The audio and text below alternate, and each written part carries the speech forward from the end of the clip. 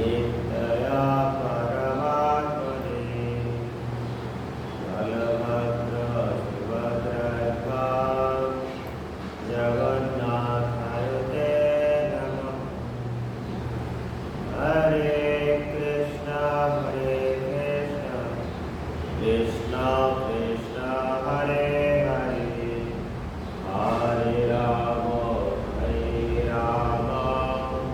राम राम हरे हरे।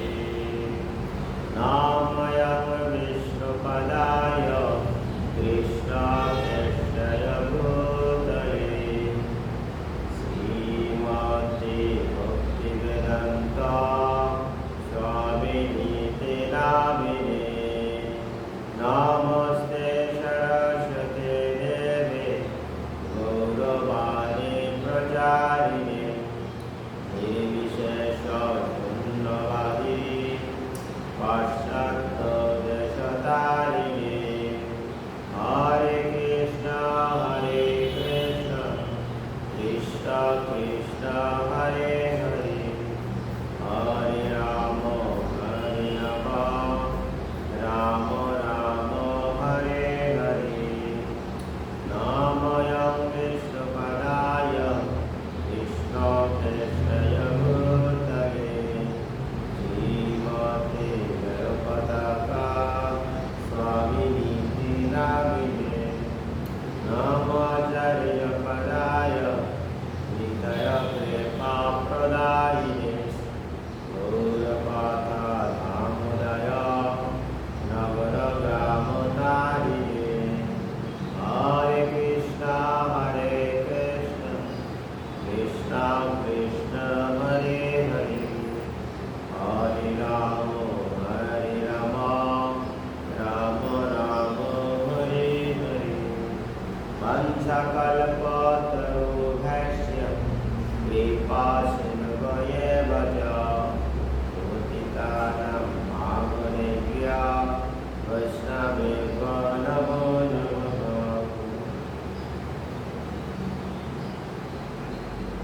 जय राधा माधव जय कुञ्ज बिहारी। जय राधा माधव जय कुञ्ज बिहारी। जय गोपीजनवल्लभ जय गिरिवरधारी। जय गोपीजनवल्लभ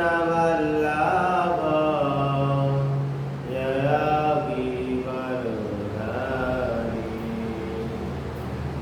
यशोदनन्दन व्रजनरञ्जय यशोदानन्दन व्रजनरञ्जन यशोदानन्दन व्रजनरञ्जन यशोदानन्दन व्रजनरञ्जन यमुनातीरवनचारी जय कुञ्ज बिहारी।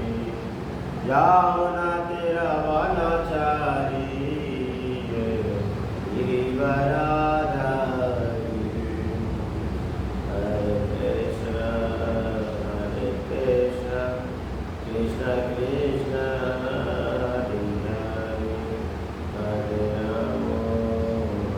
राम राम राम हरे हरे। हरे कृष्ण कृष्ण कृष्ण हरे हरे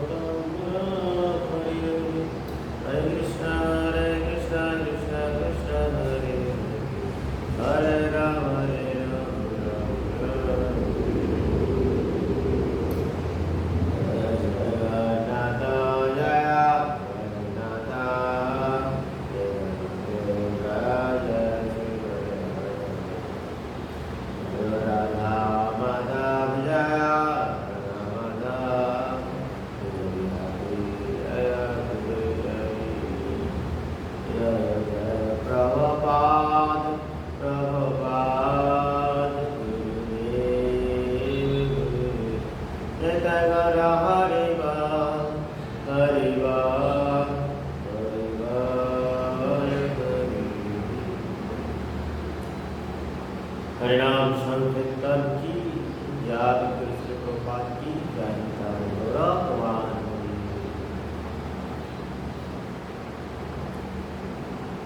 ओम प्राणति निरंजन निरंजन शलाकया चक्षुर्ज्ञान तस्मै श्री चैतन्य विश्वामित्रामितं येन भूतले वयं ददाति वन्दे अहं श्रीगुरुश्रीयुक्तकमलं श्रीरूपं शब्दजातं शरणरघुनाथं तं साधुतं साधुतं बुद्धजगद्विश्वं कृष्णचैतन्य श्रीराधा कृष्ण पादं शरणललिता श्रीविशाखान्वितं हे कृष्ण करुणा सिन्धु दीनबन्धु जगत्पते हरे कृष्ण राम कृष्ण हरे हरे Ram Ram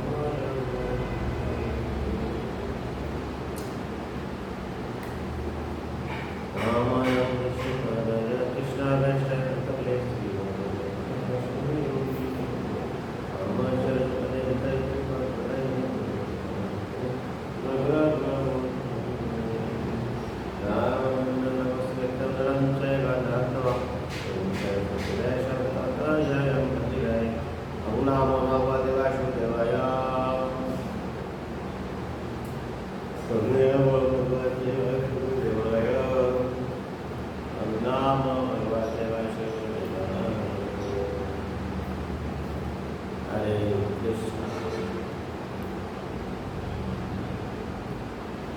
diploma in Bhagavat Gita course 22तम क्लासे আপনাদের সকলকে স্বাগতম।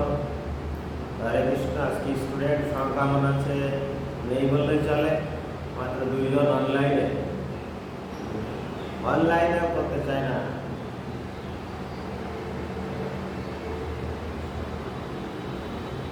অনলাইনে করতে চায় না, সময় নাই। কৃষ্ণ যাই হোক, একজন হলেও ক্লাস হবে, নাহলে আমরা পিছিয়ে যাব, আমরা পিছাতে চাই না। আমরা গতদিন কত নাম্বার শ্লোকে ছিলাম?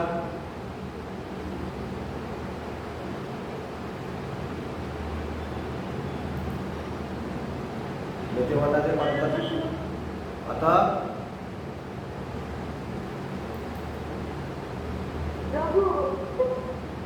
বলে 6 নাম্বার।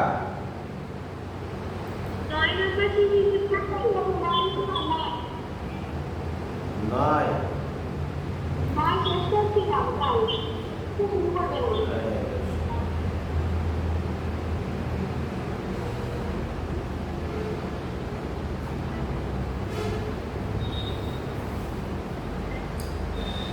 আমরা 8 নাম্বার আমরা পেয়েছিলাম। 8 নাম্বার শ্লোকে আমরা পেয়েছিলাম নিয়তম কুরু কর্মতম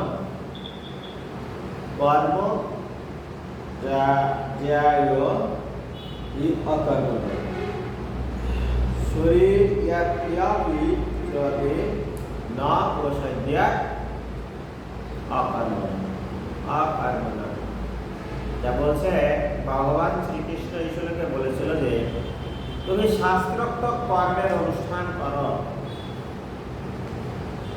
অর্থাৎ সকাম কর্মের অনুষ্ঠান করো। কেননা কর্ম ত্যাগ থেকে কর্মের অনুষ্ঠান করা ছিল,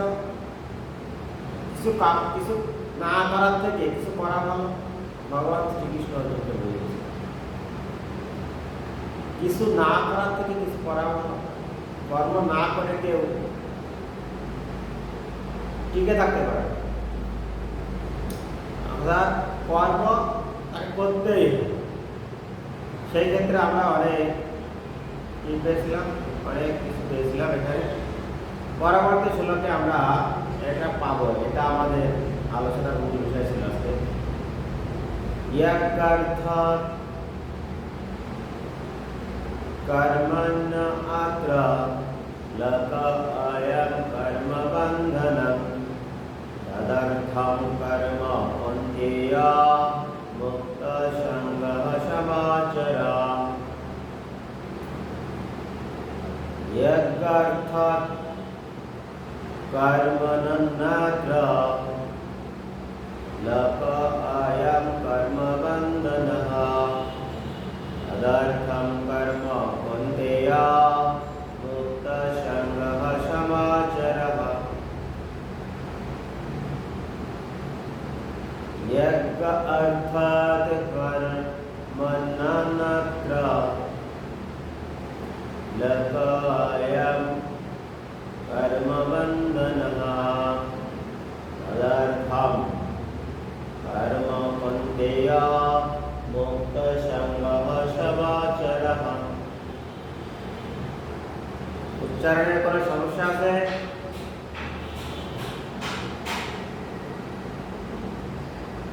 अनामिका उच्चारणे কোনো সমস্যা? উচ্চারণ ক্লিয়ার? আর আবার বলো।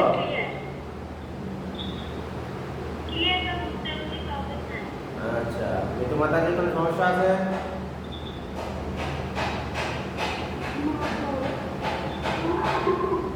তাহলে বলে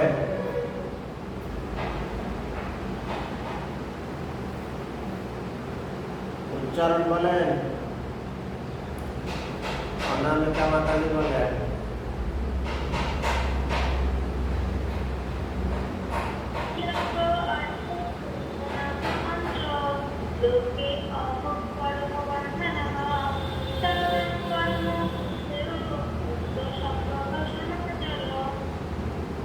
মিতু মাতা যাবে?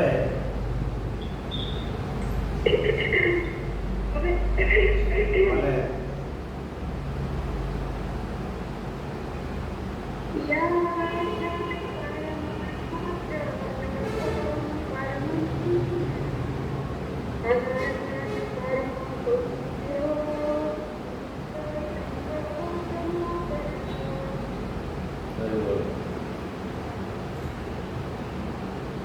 ভগবান শ্রীকৃষ্ণ এখানে অর্জুনকে বললেন, হে কৌন্তেয়, ভগবানের সন্তুষ্টি বিধানের জন্যই কেবল তুমি বিষ্ণুর বিধিবিধান করার জন্য কর্ম করা উচিত, তা না হলে কর্মই এই জড়জগতের বন্ধনের কারণ।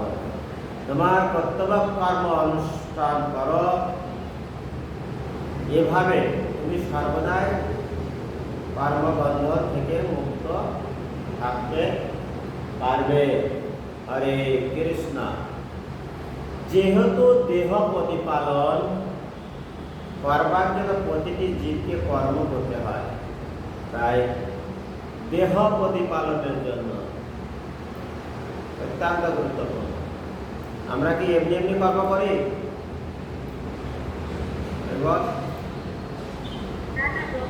যদি ক্ষুধা না থাকতো তাহলে আমরা কর্ম করতাম না? করতাম। আমাদের বিভিন্ন কর্ম আছে, ভেষজ, দেহকে সুন্দর রাখা। হ্যাঁ, তাই এখানে একবারে বলে দিয়েছে যে যেহেতু দেহ প্রতিপালন করার জন্য প্রতিটি জীবকে কর্ম করতে হয়, যেহেতু দেহ প্রতিপালনের কথা বলা আছে, এখানে সকল সৌন্দর্য প্রতিপালন, পোশাক সকল কিছু এর ভিতরে আছে। আমরা বেঁচে থাকতে গেলে আমাদের অর্থের প্রয়োজন আছে, যেহেতু অর্থের প্রয়োজন আছে সেহেতু কি আছে, কর্মের প্রয়োজন আছে। কর্ম না হলে অর্থ সম্ভব নয়। যেহেতু তাই এখানে একবারে বলা আছে যেহেতু প্রতিটি দেহ প্রতিপালন করার জন্য প্রতিটি জীবকে কর্ম করতে হয়, তাই সমাজে বর্ণ আশ্রম অনুসারে ভিন্ন ভিন্ন স্তরের জীবের জন্য ভিন্ন ভিন্ন কর্ম নির্ধারিত করা হয়েছে, যাতে তাদের উদ্দেশ্যগুলি যথাযথভাবে সাধিত হয়। যজ্ঞ বলতে ভগবান শ্রীকৃষ্ণ অথবা যজ্ঞ অনুষ্ঠানকে বোঝানো হয়েছে। যজ্ঞ বলতে কি বোঝায়? যজ্ঞ বলতে ভগবান শ্রীকৃষ্ণের উদ্দেশ্যে যে কর্ম করা হয় সেটা হচ্ছে যজ্ঞ। আমি কি বোঝাতে পেরেছি?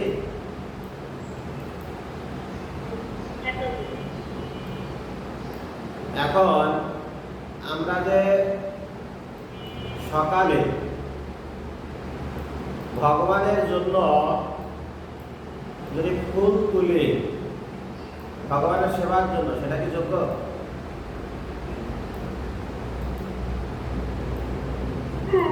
আর কিছু করবো না, আর কিছু করবো না, শুধুমাত্র ভগবানের জন্য ফুল তুললাম,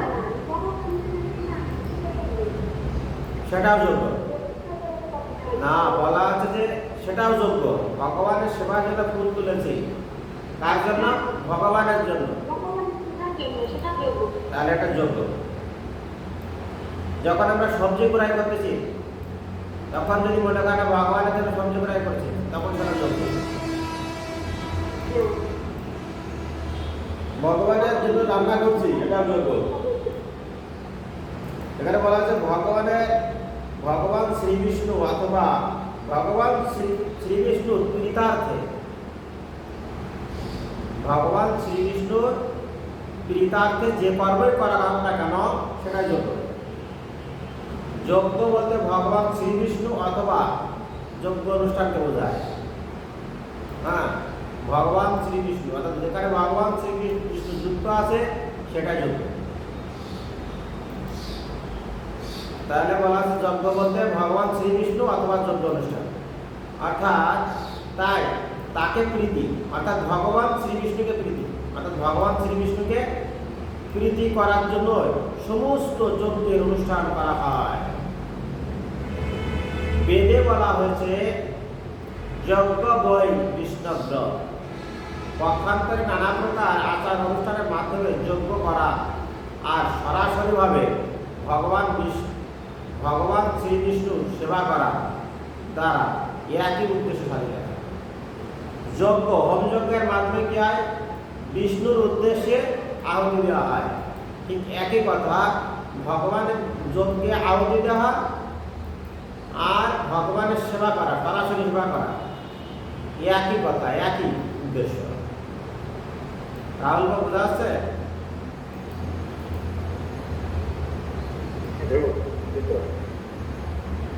যদি আমরা ভগবানের সরাসরি সেবা, ভগবানের জন্য রন্ধন করা, ভগবানের ভোগ নিবেদন করা, এটা সরাসরি সেবা।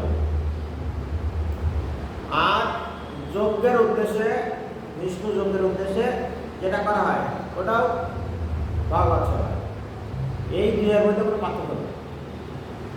সুতরাং কৃষ্ণ ভাবনামৃত হচ্ছে যজ্ঞ অনুষ্ঠান, কেননা এই শ্লোকে তা প্রতিপন্ন হয়েছে। বর্ণাশ্রম ধর্মের উদ্দেশ্য হচ্ছে ভগবান বিষ্ণুকে সন্তুষ্ট করা। আন্ডারলাইন করতে হবে, ভগবান বিষ্ণুর বর্ণাশ্রম ধর্ম আছে, বর্ণাশ্রম ধর্ম আছে ভগবান বিষ্ণুকে সন্তুষ্ট করা। ভগবান বিষ্ণুকে, বর্ণাশ্রম ধর্মের উদ্দেশ্য হচ্ছে ভগবান বিষ্ণুকে সন্তুষ্ট করা, এছাড়া কিছু না। এখন বর্ণাশ্রমটা কি? চারটি বর্ণ আছে। কি কি বর্ণ আছে? ব্রাহ্মণ, বৈশ্য, শূদ্র আর ক্ষত্রিয়, তাই তো?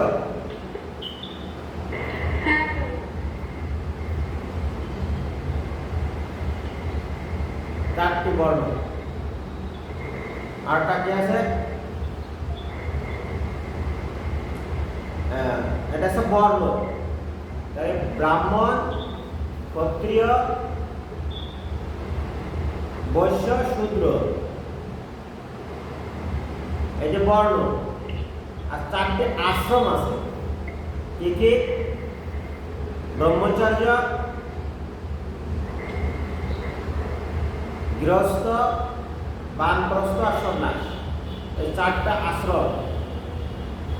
চার একসাথে দেওয়া আছে জায়গায় বর্ণ আর আশ্রম, বর্ণ আশ্রম, তাহলে 4টি বর্ণ আছে আর 4টি আশ্রম আছে। আমি কি বোঝাতে পেরেছি কি? একসাথে বলা আছে বর্ণাশ্রম।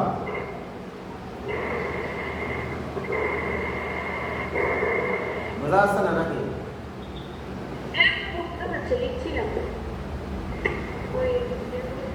এই বর্ণ আশ্রম, তাহলে আশ্রম 4টি আর বর্ণ 4টি, একসাথে বলা আছে বর্ণাশ্রম।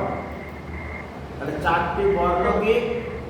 ব্রাহ্মণ, ক্ষত্রিয়, বৈশ্য, শূদ্র। ব্রাহ্মণের কাজ কি?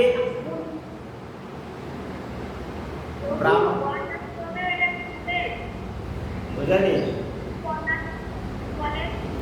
বর্ণ আর আশ্রম, আর আশ্রম বলতেছি আমি। ব্রহ্মচর্য 25 বছর, 25 বছরের পরে গৃহস্থ 50 বছর পর্যন্ত। 1 থেকে 25 বছর ব্রহ্মচর্য, 26 থেকে 50 বছর গৃহস্থ, 50 থেকে 75 পর্যন্ত, 51 থেকে 75 পর্যন্ত বানপ্রস্থ, আর 75 থেকে 100 পর্যন্ত সন্ন্যাস। এটা হচ্ছে আশ্রম।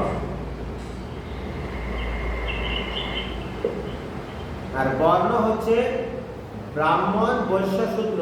ব্রাহ্মণের কাজ শাস্ত্র গ্রন্থ চর্চা করার মাধ্যমে রাষ্ট্রকে ধর্মের সব শিক্ষা দেওয়া, এটা হচ্ছে ব্রাহ্মণ শ্রেণীর কাজ।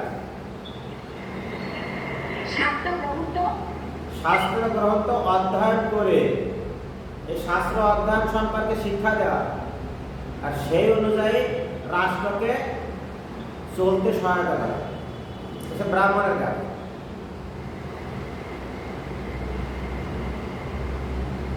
শাস্ত্র অনুযায়ী আর আর দেশ ও জাতির কল্যাণের জন্য ভগবানের সেবা করা, এটা হচ্ছে ব্রাহ্মণের কাজ।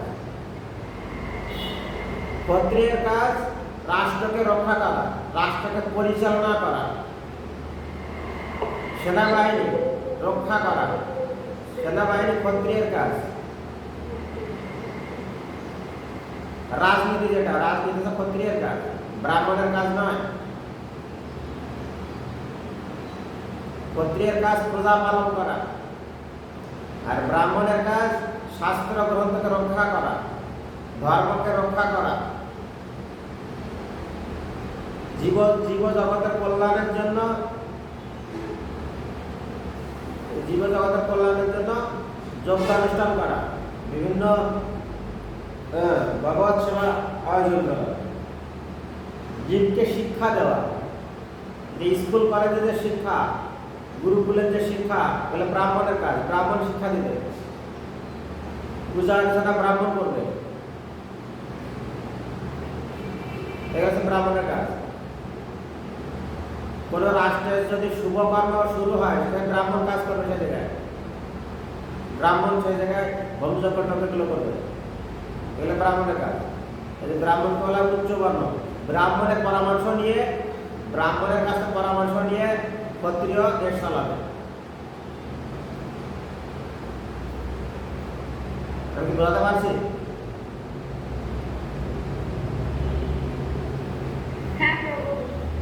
গুরু বংশের রাজগুরুর নাম, রাজগুরু ছিলেন কৃপাচার্য। কৃপাচার্য কিন্তু রাজ্য পরিচালনা করার দায়িত্ব ছিল না। ধর্ম অনুযায়ী পরামর্শ তাকে দেওয়া, রাজাকে পরামর্শ দেবে। হ্যাঁ, এবং যত প্রকার কল্যাণ বিধিমূলক কাজ আছে সব ব্রাহ্মণ এগুলো করে, ব্রাহ্মণের নির্দেশ। এবং ক্ষত্রিয়ের কাছে, ব্রাহ্মণের কাছে অর্থাৎ রাজগুরুর কাছে জিজ্ঞাসা করা যে এখন কি কি মুহূর্ত আছে, কখন দিদি কি লগ্ন টগ্ন আছে, এসব দিয়ে শুভকর্ম কখন করা যায়। এগুলো সব হচ্ছে ব্রাহ্মণের কাজ আর ক্ষত্রিয়ের কাজ। ক্ষত্রিয় আপনার দেশকে রক্ষা করবে সব সময়, সেনাবাহিনীর কাজ দেশকে রক্ষা করা, ক্ষত্রিয়ের কর্ম। শূদ্রের কর্ম ব্যবসা বাণিজ্য করা, বৈশ্যের কর্ম ব্যবসা বাণিজ্য করা। আর শূদ্রের কর্ম আছে এই 3 বর্ণের সেবা করা। শূদ্রের কাজ আছে এই 3 বর্ণের সেবা করা। আমরা আরেকটু খেয়াল করি, স্কুলের শিক্ষক বা ভার্সিটি স্কুল বিদ্যালয়ের শিক্ষা ব্রাহ্মণের কাজ। সামরিক বাহিনী পরিচালনা, রাষ্ট্র পরিচালনা ক্ষত্রিয়ের কাজ। ব্যবসা বাণিজ্য বড় বড় প্রতিষ্ঠান যেগুলো বৈশ্যের কাজ। আর শূদ্রের কাজ আছে এই 3টি বর্ণের সেবা করা। তাহলে কি? ব্রাহ্মণের সহযোগিতা করা, ক্ষত্রিয়ের সহযোগিতা করা, বৈশ্যের সহযোগিতা করা, এটা হচ্ছে শূদ্রের কাজ। আমি কি বোঝাতে পেরেছি কি? পারেনি?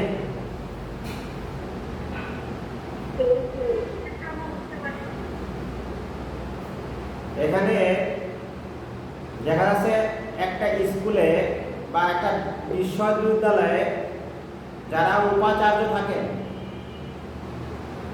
তারা হচ্ছে ব্রাহ্মণ, এর কাজ করছে। আর সেখানে যারা 4র্থ শ্রেণীর কাজ করছে, 4র্থ শ্রেণীর যারা কাজ করছে, এটা হচ্ছে শূদ্রের কাজ। 4র্থ শ্রেণী পরিষ্কার রাখা, ক্লাসরুম পরিষ্কার রাখা, সহযোগিতা করা, শূদ্রের কাজ। আর ওখানে বৈশ্যের কোনো কাজ নেই। এখানে বলা আছে যে এবার বৈশ্যের কাছে ব্যবসা বাণিজ্য করা। এখন ব্যবসা বাণিজ্য পরিচালনার জন্য বিভিন্ন কর্মচারী প্রয়োজন হয়, যেমন লেবার। এই লেবার যারা, এগুলো শূদ্রের কাজ। রাজকার্য পরিচালনার ক্ষেত্রে শূদ্রের কাজ আছে। যেমন একজন ক্ষত্রিয় যারা আছে সেনাবাহিনীতে যারা কাজ করে, সেনাবাহিনীতে যারা চাকরি করে, যেমন যুদ্ধ ট্যাঙ্ক যারা পরিচালনা করছে, যুদ্ধ ট্যাঙ্ক যারা পরিচালনা করছে তারা আছে ক্ষত্রিয়। এবং যুদ্ধ কার্যে যেসব সহযোগিতা করছে, যেমন বিমান বাহিনীতে যারা আছে, নিরাপত্তা রক্ষী, এরা আছে শূদ্রবর্ণ ধরা হয়। পরিচ্ছন্ন কর্মী, এগুলো আছে শূদ্রবর্ণ ধরা হয়। এখন বলা আছে, তাহলে বর্ণ বুঝলাম, আশ্রম বুঝলাম। আশ্রম কি? 25 বছর পর্যন্ত ব্রহ্মচর্য পালন করা লাগবে। 25 বছরের পরে গারস্থ ধর্ম গ্রহণ করা লাগবে। এবং 25 বছর পর্যন্ত গৃহস্থ জীবন পালন করার পরে 50 বছর থেকে বানগ্রস্ত।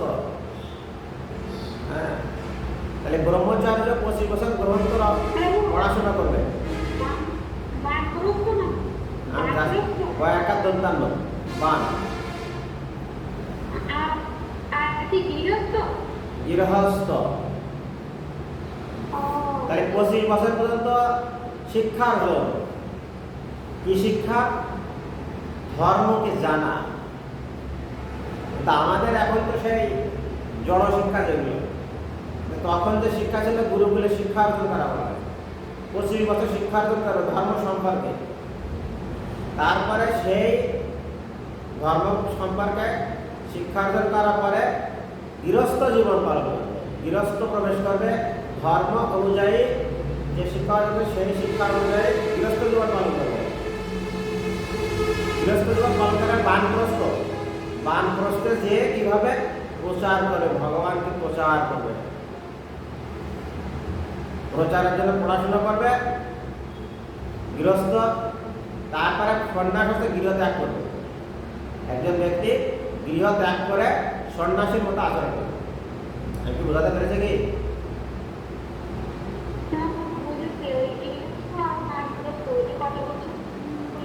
কোনটা?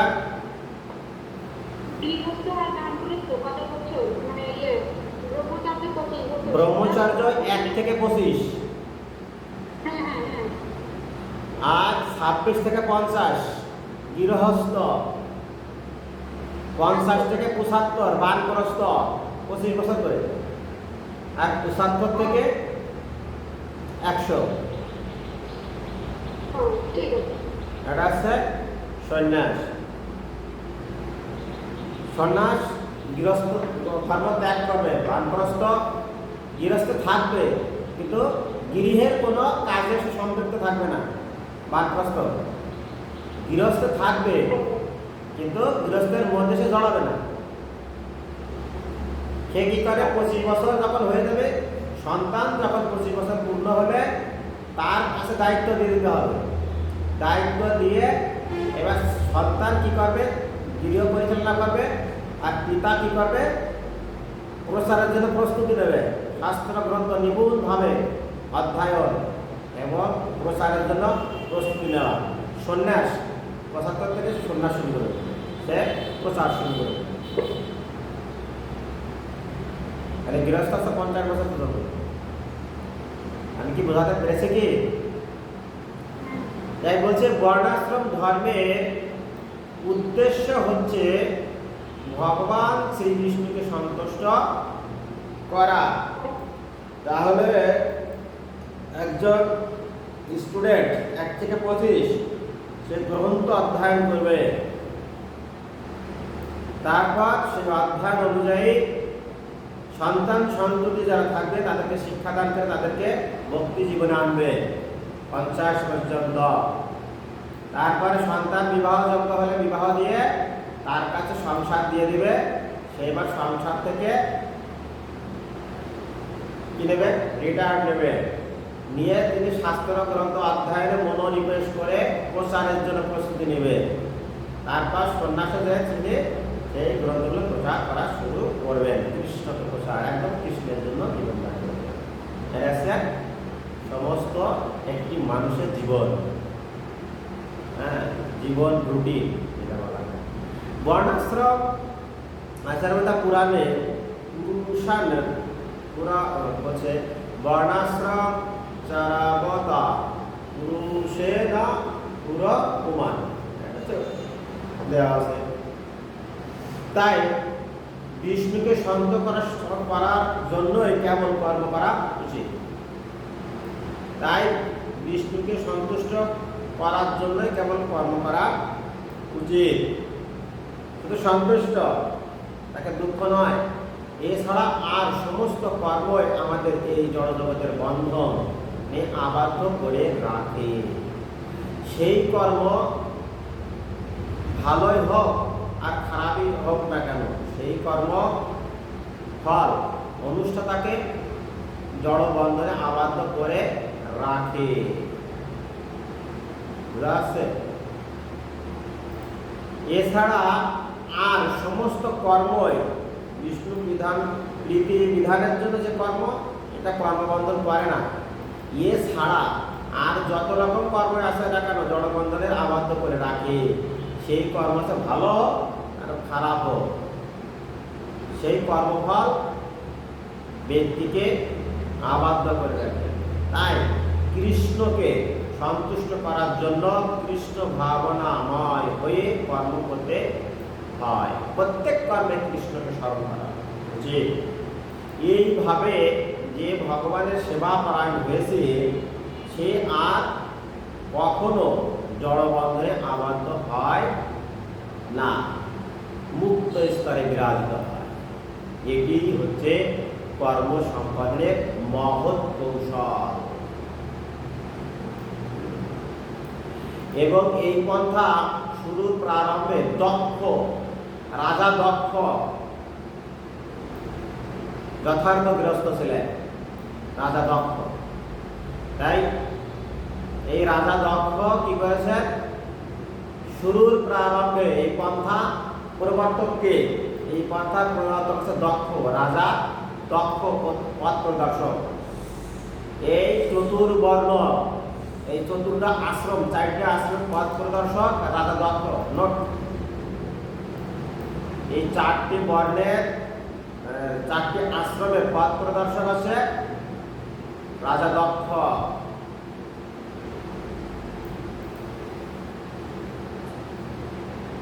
ভগবান তত্ত্বজ্ঞানী শুদ্ধ ভক্তের তত্ত্বাবধানে অথবা স্বয়ং ভগবানের তত্ত্বাবধানে গভীর নিষ্ঠার সঙ্গে এই যোগ সাধন করতে হয়। ইন্দ্রিয় তর্পণের জন্য কিছুই করা উচিত নয়, বরং তা সব কিছুই শ্রীকৃষ্ণ সন্তুষ্ট বিধানের জন্য করা উচিত।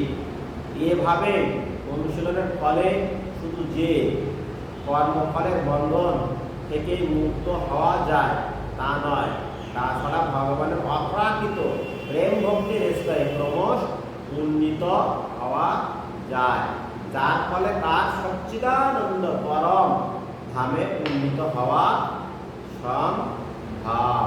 হরে কৃষ্ণ।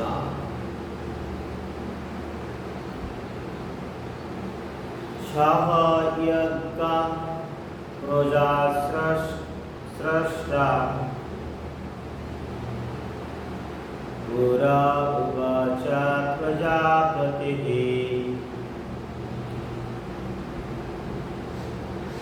অনিল প্রসাদিষদম নিশা প্রসাদেম এষা বা অস্ত্র ইষ্ট কামধু বলছে সহযজ্ঞ প্রজা স্রষ্টা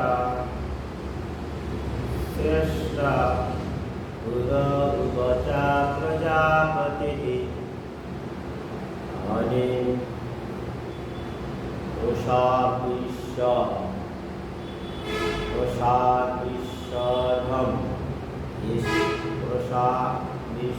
অনিল প্রসাদিষধম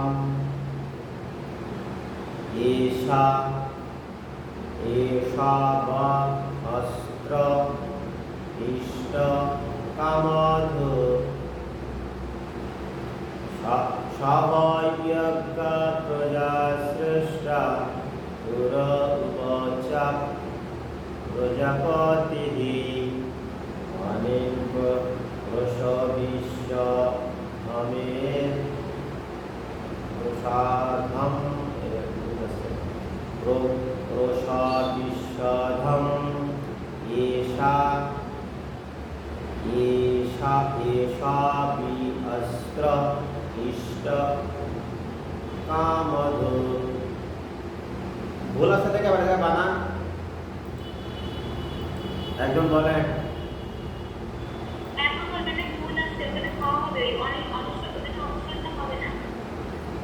হ্যাঁ, আমি এটা এই জন্য কষ্ট আছে। এই জায়গায় কি ভুল আছে? এই জায়গায়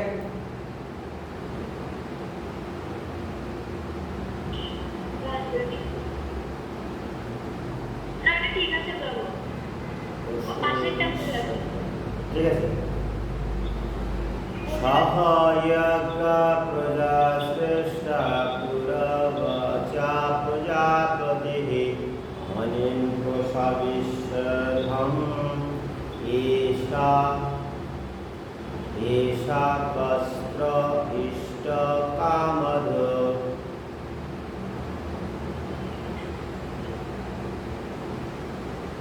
এষা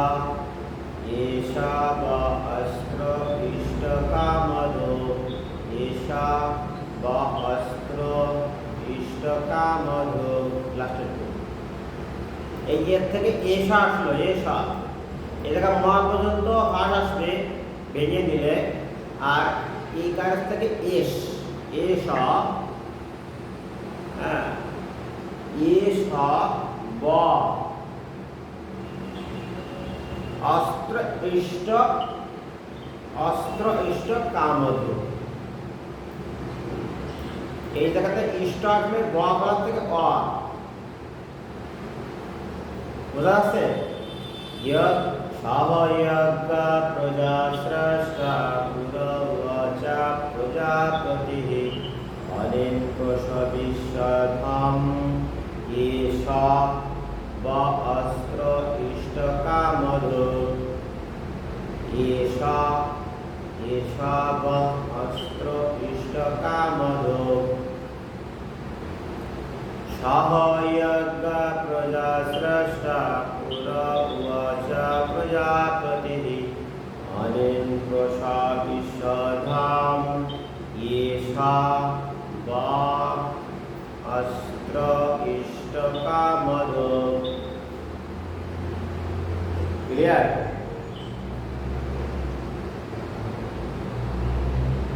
ক্লিয়ার?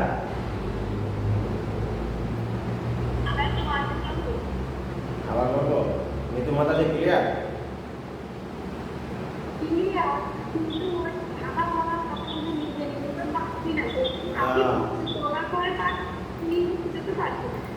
সহায়জ্ঞ প্রজা স্রষ্টা পুরা উবাচ প্রজাপতিঃ অনিন প্রসাবিশ্বধাম এষা এষা বা অস্ত্র ইষ্টকামধো এষা বা অস্ত্র ইষ্টকামধো এষা বা অস্ত্র ইষ্টকামধো এবা এষা বা অস্ত্র ইষ্টকামধো এষা বা অস্ত্র ইষ্টকামধো। হয়েছে? সহায়জ্ঞ প্রজা স্রষ্টা পুরা উবাচ প্রজাপতিঃ অনিন প্রসাবিশ্বধাম এষা বা অস্ত্র ইষ্টকামধো। এবার ক্লিয়ার?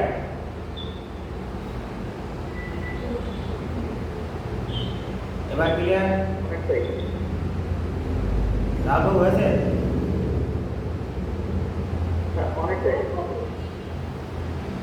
তাহলে কেউ কেউ বলতে পারবেন? হ্যাঁ, চেষ্টা করেন।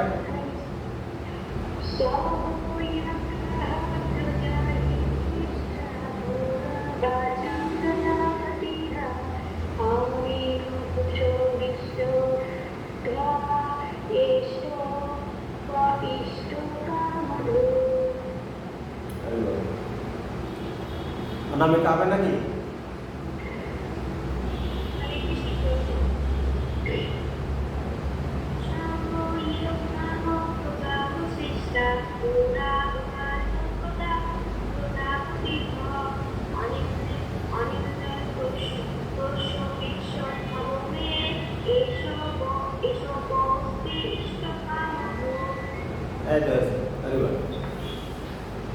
ঠিক আছে, আমরা অনুবাদের দিকে চলে যাই।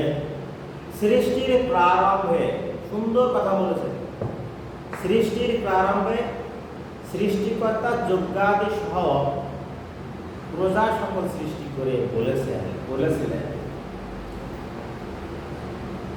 এই যজ্ঞের দ্বারা তোমরা উত্তরোত্তর সমৃদ্ধ হও, এই যজ্ঞ তোমাদের সমস্ত অভিষ্ট পূরণ করবে। ভালো বুঝতে হবে, সৃষ্টির প্রারম্ভে এই জগৎ যখন সৃষ্টি হয়েছে তার আগে বা শুরুতে, সৃষ্টির প্রারম্ভে মানে সৃষ্টি, এই জগৎ যখন সৃষ্টি হয়েছে তার প্রারম্ভে মানে শুরুতে সৃষ্টিকর্তা ব্রহ্মা এই যজ্ঞাদি সৃষ্টি করে, যজ্ঞাদি সৃষ্টি করে। কি জন্য?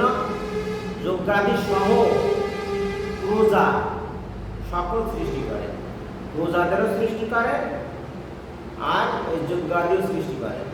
সৃষ্টি করে বলেছিলেন, আগে এই লাইনটা, প্রথম লাইনটা বুঝতে হবে। তাহলে প্রথমে সৃষ্টি হয়েছে,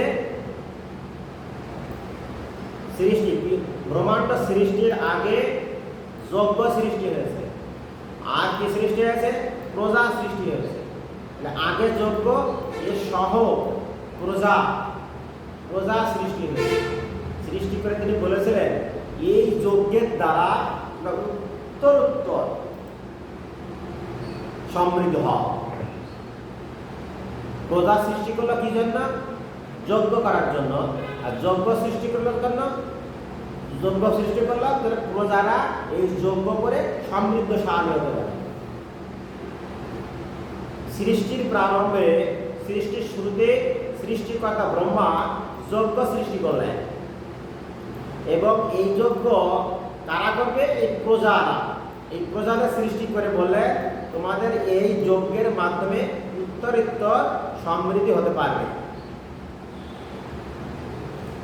এই লাইনটি কি বোঝা গিয়েছে? কথা বলতে হবে। প্রথম লাইন কি বোঝা গিয়েছে?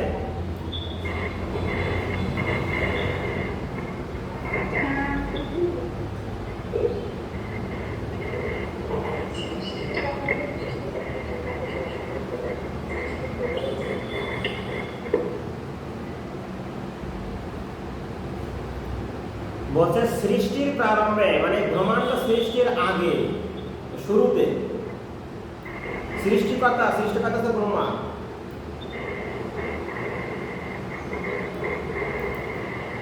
বা ভগবান শ্রীকৃষ্ণ, যেটা ধরেন না কেন, এই ব্রহ্মাণ্ড সৃষ্টি করার আগে যদি ভগবান শ্রীকৃষ্ণ হয়, সৃষ্টিকর্তা ভগবান শ্রীকৃষ্ণ কি করেছেন? যজ্ঞাদি সৃষ্টি করেছেন। কি জন্য? যজ্ঞাদি সহ যজ্ঞাদি আর প্রজাদের সৃষ্টি করেছেন। প্রজাদের সৃষ্টি করেছেন যজ্ঞ করার জন্য। এই যজ্ঞ সৃষ্টি করেছে প্রজাদের জন্য, প্রজাদের মঙ্গলের জন্য। এবং এই সৃষ্টি করে বলেছেন এই যজ্ঞের দ্বারা তোমরা উত্তরাধিক সমৃদ্ধ হও, মানে সমৃদ্ধি হতে পারবে। এই প্রজারা এই যজ্ঞ করে সমৃদ্ধশালী হতে পারবে, তাই না? আমরা যদি প্রজা হই, ভগবান যদি রাজা হন, তাহলে আমরা কিসের দ্বারা সমৃদ্ধ হতে পারি? যজ্ঞের দ্বারা। তাহলে যজ্ঞকে যা বিষ্ণু প্রীতির উদ্দেশ্যে করা হয় তাই যজ্ঞ। আমি কি বোঝাতে পেরেছি কি?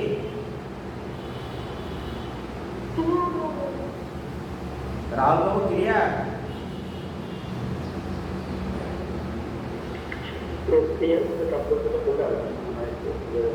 বোঝা যাচ্ছে না?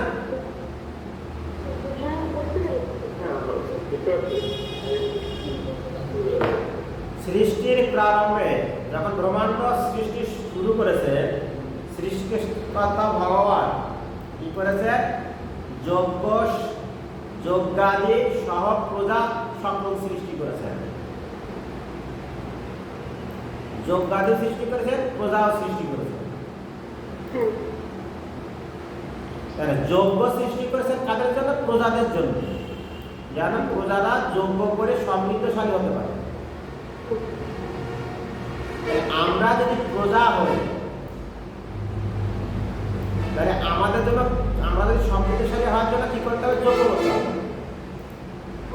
এটা কি বোঝা যাচ্ছে? আমরা যদি প্রজা হই, ভগবান যদি সৃষ্টিকর্তা হয়, ভগবান শ্রীকৃষ্ণ যদি সৃষ্টিকর্তা হয়, তাহলে আমাদের জন্য সৃষ্টি করেছেন যজ্ঞ, আর আমাদের সৃষ্টি করেছেন। তাহলে আমরা কেন কি তাদের বলছে যজ্ঞের দ্বারা তোমরা সমৃদ্ধশালী হতে পারবে, সমৃদ্ধশালী হও। যজ্ঞের দ্বারা তোমরা বলতে প্রজা সকল, তোমরা যজ্ঞের দ্বারা সমৃদ্ধশালী হও। তাহলে যজ্ঞ কাদের জন্য সৃষ্টি করেছে? প্রজাদের জন্য। প্রজা কারা? আমরা। ভগবান শ্রীকৃষ্ণ সৃষ্টিকর্তা।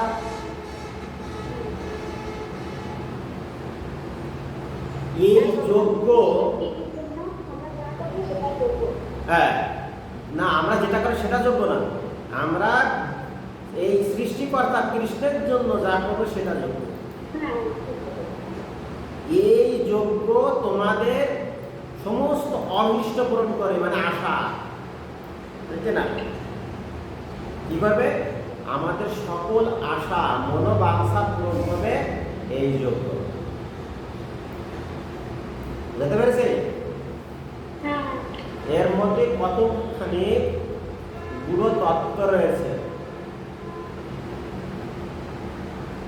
ভগবান শ্রীকৃষ্ণ যখন ব্রহ্মাণ্ড সৃষ্টি করেছে, তখন এই যজ্ঞাদি সৃষ্টি করেছেন, তার সাথে কি সৃষ্টি? প্রজা সৃষ্টি করেছেন। এবং তারপরে তিনি বলেছেন এই যে যজ্ঞ সৃষ্টি করলাম, তোমরা যারা প্রজা আছো, তোমরা এই যজ্ঞের মাধ্যমে সমৃদ্ধশালী হতে পারবে। আর এই যজ্ঞ তোমাদের মনোবাঞ্ছা পূরণ করব। তাহলে আমাদের যা মনে আশা আছে বা মনোবাঞ্ছা আছে এগুলো কিভাবে পূরণ হতে পারে? ভগবানের সেবার দ্বারা পূরণ হতে পারে। আমি কি বুঝাতে পেরেছি? হরে কৃষ্ণ।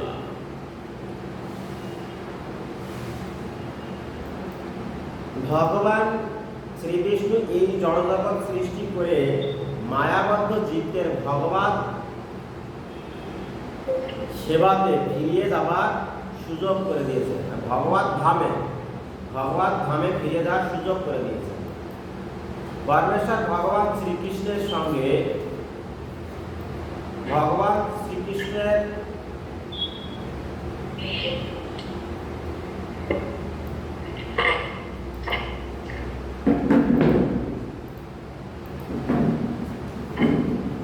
ভগবান শ্রীবিষ্ণু এই জড়জগৎ সৃষ্টি করে মায়াবদ্ধ জীবদের ভগবান ধামে ফিরে যাওয়ার সুযোগ করে দিয়েছেন।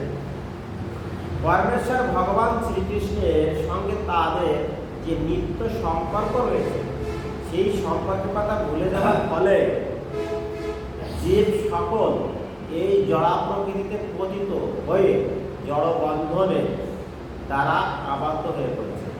বেদের বাণী আমাদের এই সাক্ষাৎ সম্পর্ক এর কথা মনে করিয়ে দেয়। বেদের বাণী ভগবদ গীতায় ভগবান বলেছেন,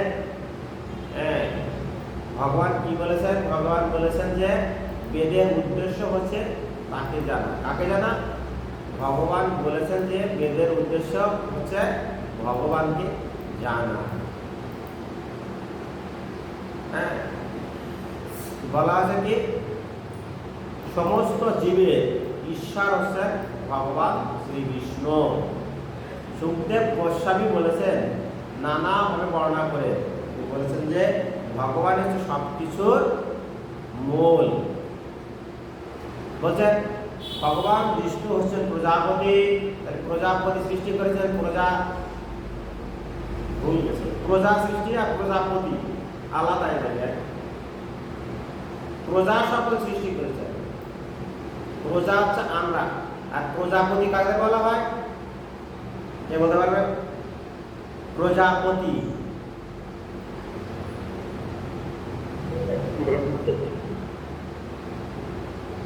কাকে বলা হয়? এই ফুলে ফুলে উড়ে বেড়ায় ওটাকে প্রজাপতি।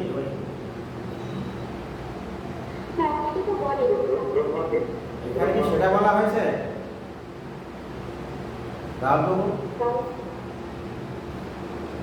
এখানে কি ওই প্রজাপতির কথা বলা হয়েছে? না। তা কি বলা হয়েছে?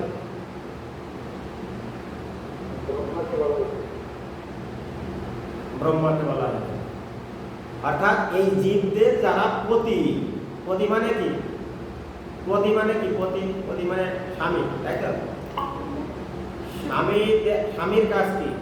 তার অধীনে যতগুলো জীব আছে তাদেরকে রক্ষা করা, তাদের দায়িত্ব নেওয়া, তাই তো?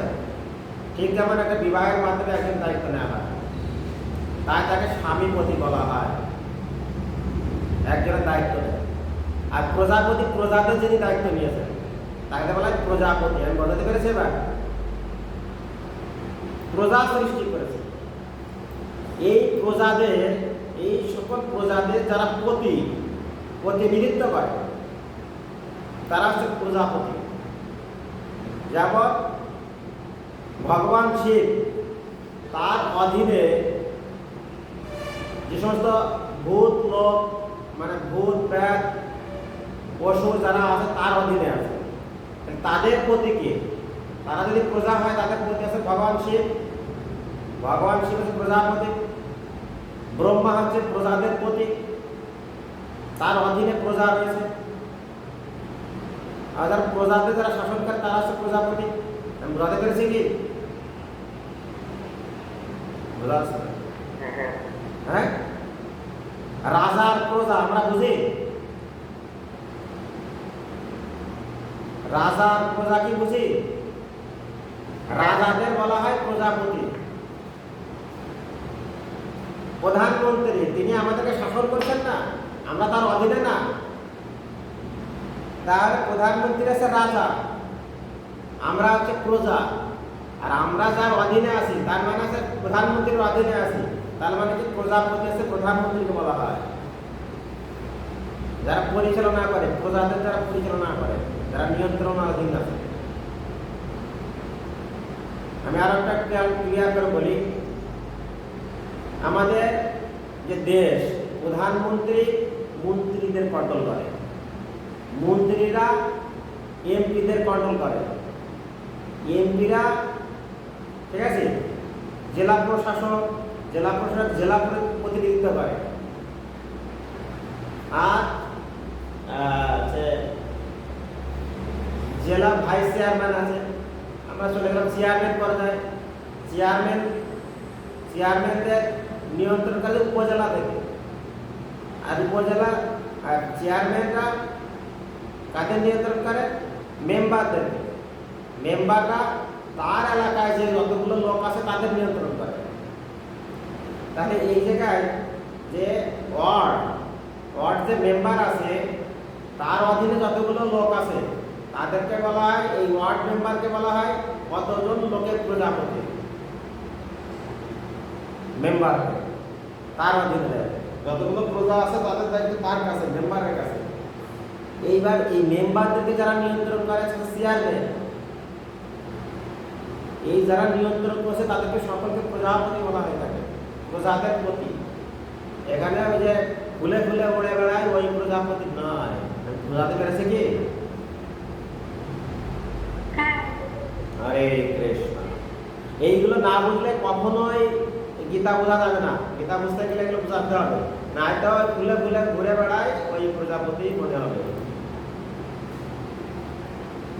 রাহুল বাবু এই শ্লোকটাকে ক্লিয়ার? একটুখানি ক্লিয়ার? হ্যাঁ ক্লিয়ার। হরে কৃষ্ণ। না হলে গীতা পড়লে খালি ওই প্রজাপতির কথাই মনে হবে, যে ফুলে ফুলে উড়ে বেড়ায়, এই মধ্যে খেয়ে বেড়ায়। ঠিক আছে? প্রজাপতি যারা যেমন ভগবান শিব, তার অধীনে ভূত লোকে যত জীব আছে তাদের তিনি রক্ষা করে।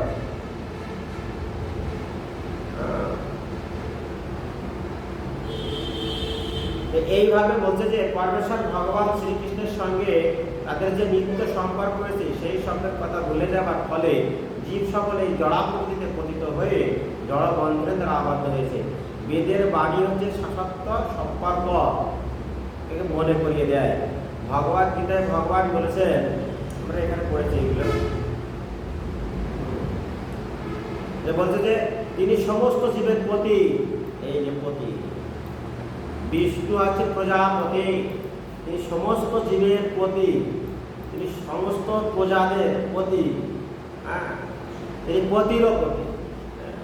তারপর আছে তিনি সকল জীবের প্রতি, তিনি সমস্ত চরাচরের বিশ্ব চরাচরের প্রতি, তিনি হচ্ছে সমস্ত সৌন্দর্যের প্রতি, তিনি সকলের ত্রাণকর্তা, তিনি এই জড়জগতে সৃষ্টি করেছেন যাতে জীব যোগ্য অনুষ্ঠান করে তাকে সন্তুষ্ট করতে পারে এবং তার ফলে তারা এই জড়জগতে নিরুদ্বিগ্নভাবে সুখে শান্তিতে বসবাস করতে পারে।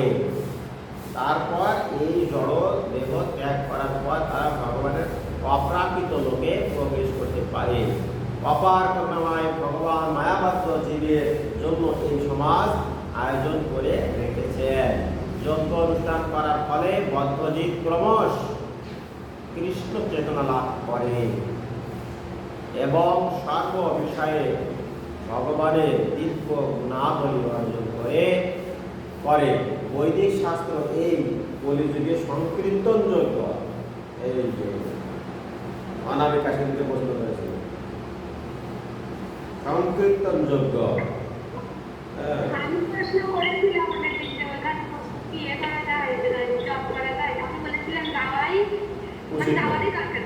অর্থাৎ সংঘবদ্ধ ভাবে উচ্চস্বরে ভগবানের নাম কীর্তন করার নির্দেশ দেওয়া হয়েছে।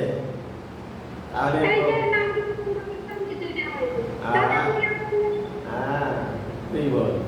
ঠিক আছে, বৈদিক শাস্ত্রের পলিটিকে সংকীর্তন যজ্ঞের কথা বলা হয়েছে। সংঘবদ্ধভাবে উচ্চস্বরে ভগবানের নাম কীর্তন করার নির্দেশ দেওয়া হয়েছে। শ্রী চৈতন্য মহাপ্রভু এই সংকীর্তন যজ্ঞের প্রবর্তন করে গিয়েছেন, যাতে এই যুগে সব জীবী এই জড়জগতের বন্ধনে মুক্ত হয়ে ভগবানের কাছে ফিরে যেতে পারে। সংকীর্তন যজ্ঞ এবং কৃষ্ণ ভাবনা একই সঙ্গে চলবে। কি বলেছে? সংকীর্তন যজ্ঞ আর কৃষ্ণ ভাবনা একই সাথে চলবে। এইটুকু কি ঠিক আছে?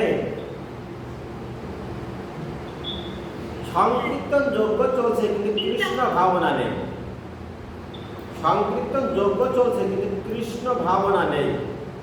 কিন্তু শাস্ত্রে বলা হয় যে সংকীর্তন যজ্ঞ এবং কৃষ্ণ ভাবনা একই সাথে চলবে। সংকীর্তন যজ্ঞ চলছে রোমাঞ্চকারে, কিন্তু তাতে কৃষ্ণ ভাবনা নেই। কি হয়েছে? তারা যজ্ঞ মঞ্চে তাদেরকে এক বিশাল অঙ্কের এক টাকা দিয়ে তাকে দল কিনে আনা হয়েছে জোন হিসেবে, যেমন ধান কাটার জন্য জোন কিনে নিয়ে যাওয়া হয়।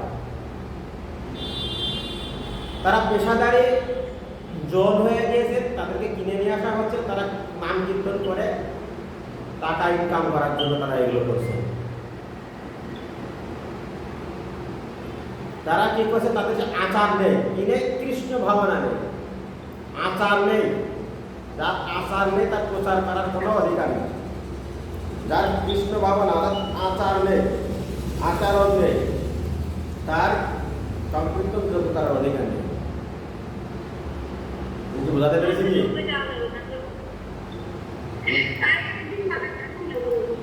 তাহলে কি করতে হবে? নিজে করি, একা একা করি, সমস্যা নেই। আমি কি করবো? কৃষ্ণ ভাবনা থাকবো, সংকীর্তন করবো, একই সাথে দুইটাই করতে হবে। আন্ডারলাইন করে এই লাইনটা।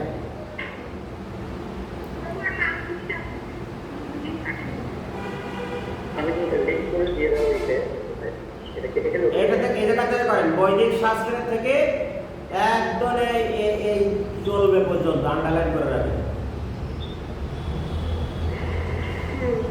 কলিযুগে শ্রী চৈতন্য মহাপ্রভুর অবতরণ করে ভগবান শ্রীকৃষ্ণ যে সংকীর্তন যজ্ঞের প্রবর্তন করবেন সেই কথা ভগবতে বলা হয়েছে।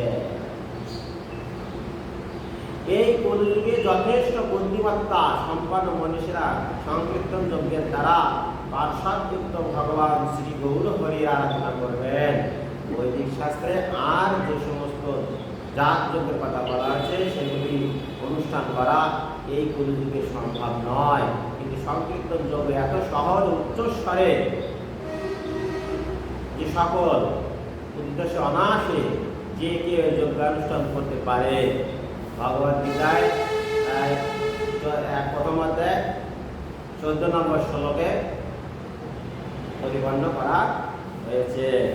হরে কৃষ্ণ।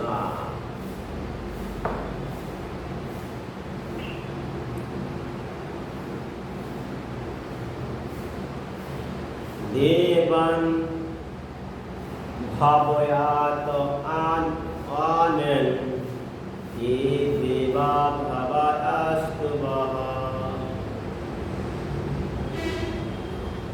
परं परं भवयन्तः श्रेया परं बलयत्। এটা বারণ বলেছে অবলাথ হচ্ছে পরম অবলাথ। ঠিক আছে? অবলিয়াথ, ঠিক আছে?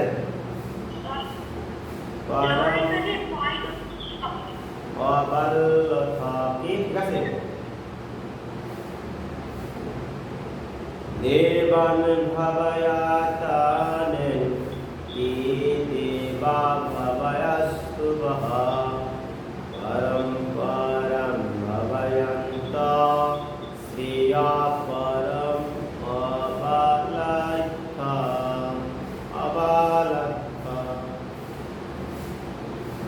প্রভু এখানে পরম অবালাস্ত হবে না,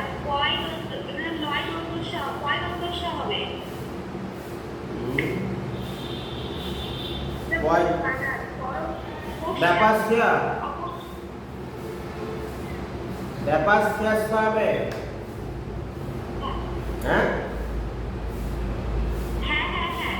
ব্যাপার শেষ দেবান ভাবায়াত আনেন দেবা ভাবায়াস্তবহ পরম্পরম ভাবায়ন্তঃ শ্রেয়া পরম ব্যাপাস্যস। ঠিক আছে, বলছেন ভগবান শ্রীকৃষ্ণ তোমাদের যজ্ঞ অনুষ্ঠানে প্রীত হয়ে, ভগবান শ্রীকৃষ্ণ তোমাদের যজ্ঞ অনুষ্ঠানে প্রীত হয়ে দেবতারা তোমাদের প্রীতি সাধন করবে, তাই আমরা শনি পুজো করি। ঠিক আছে, এই সকল যজ্ঞ অনুষ্ঠান করে দেবতারা তোমাদের এমনিতে তোমাদের যা দরকার তা দেবে।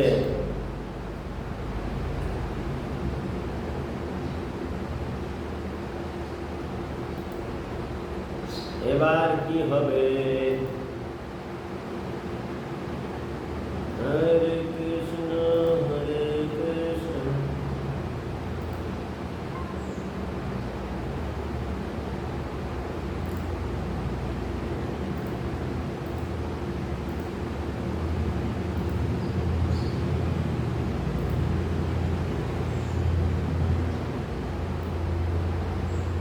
তাহলে কি হলো?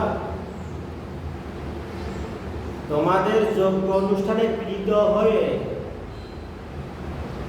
হরিনাম সংকীর্তন যজ্ঞ যদি করে দেবতারা প্রীত হয়ে তোমাদের প্রীতি সাধন করবে। এর জন্য আলাদা করে দেবতাদের পূজা করা প্রয়োজন হয় না। কি বোঝাতে পেরেছে কি? ভগবান শ্রীকৃষ্ণ বললেন তোমাদের যজ্ঞে অনুষ্ঠানে প্রীত হয়ে দেবতারা তোমাদের প্রীতি সাধন করবে। এর জন্য আলাদা করে দেবতার পূজা করা কোনো প্রয়োজন আছে কি? কথা বলেন।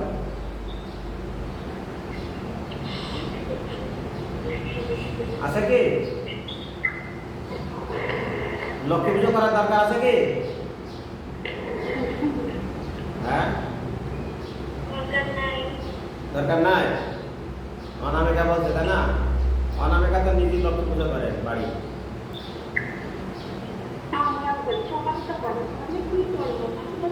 কি করবো? গীতা আগে জানতো না, এখন তো জানে।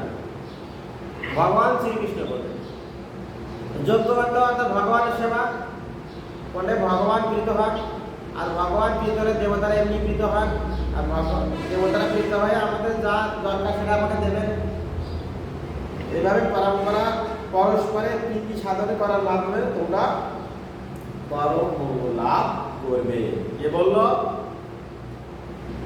কৃষ্ণ। এই যে যজ্ঞ যজ্ঞের মাধ্যমে দেবতারা আমরা যেগুলো দিতে চাই দেবতাদের বা ভগবানকে দিতে চাই যজ্ঞের মাধ্যমে তারা তিনি গ্রহণ করেন, তাই হোম যজ্ঞ করা হয়। ঠিক আছে,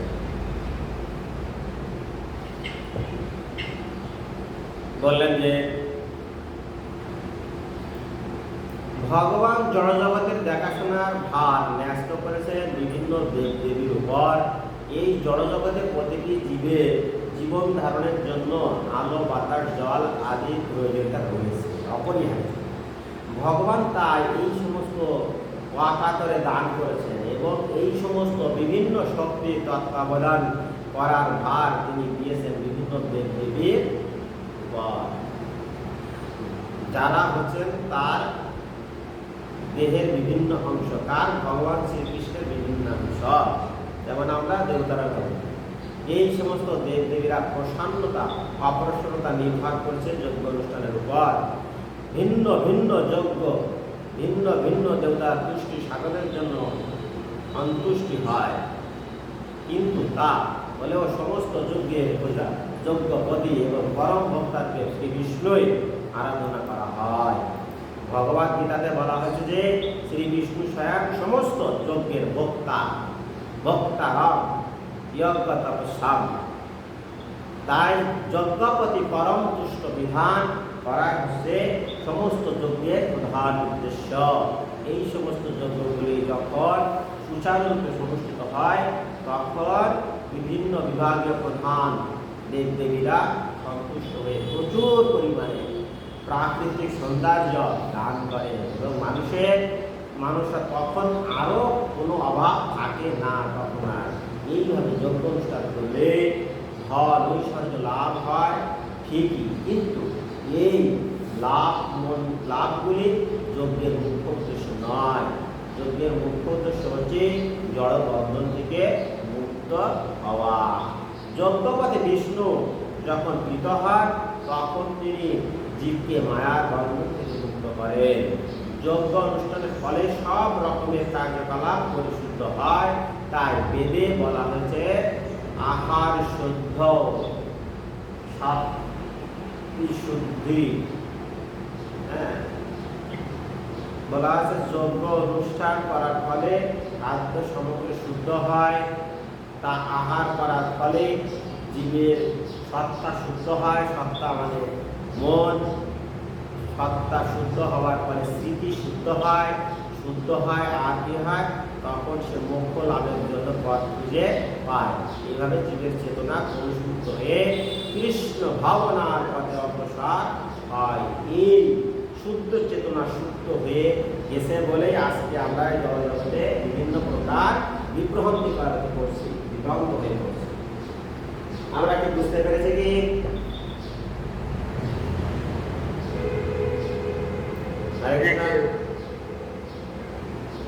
আমরা কি এতগুলো কিছু বুঝতাম আগে?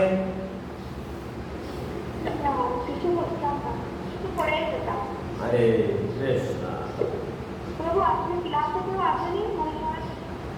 আমি আছি তো, শনিবার না আজকে? আপনারা আসলে ভালো হতো, আপনারা আসেন না কেন? আপনারা বাসায় বসে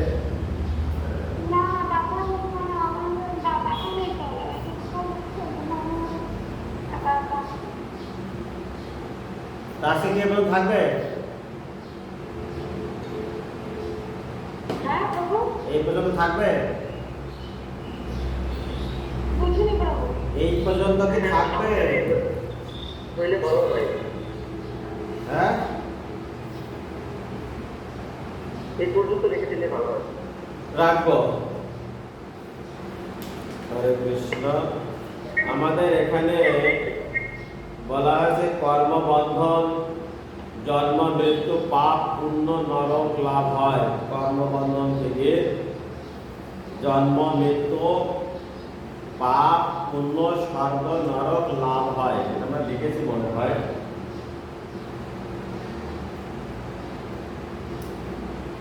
বলা হচ্ছে যে ভগবানের বিরাট রূপ,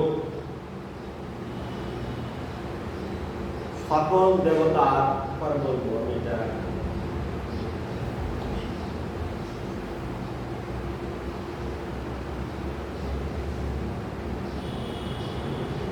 যজ্ঞ দেবতাদের জন্য এসেছে। আচ্ছা বুঝলাম।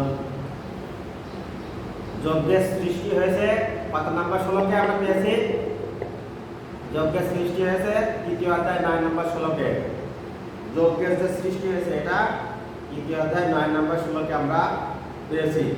কর্তব্য কর্ম, বিষ্ণু বিধান, বিষ্ণুর উদ্দেশ্য, যজ্ঞ, সৎগুরু চরণাশ্রয়, গাভী সেবা, এই 4টি কর্মের মাধ্যমে 33 কোটি দেবতার সেবা করা হয়ে যায়। কি কি? কর্তব্য কর্ম, বিষ্ণুর উদ্দেশ্যে যজ্ঞ, সৎগুরু চরণাশ্রয় আর গাভী সেবা, গাভী মাতার সেবা। গাভী, এই 4টি সেবা করলে সকল দেব দেবতাদের সেবা করা হয়ে যায়। কর্তব্য কর্ম শাস্ত্রোক্ত যে কর্ম, কর্তব্য কর্ম। আর বিষ্ণুর উদ্দেশ্যে যজ্ঞ, আর সৎগুরু চরণাশ্রয়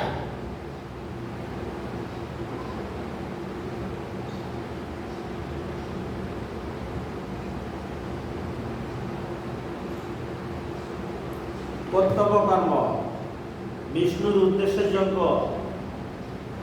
সৎগুরু চরণাশ্রয় আর গাভী সেবা। এই চারটি কর্মের মাধ্যমে সকল দেবতাদের সেবা করা। গাভী সেবা, গাভী মানে গরু, গাভী সেবার মাধ্যমে সকল দেবতাদের সেবা করা হয়ে যায়।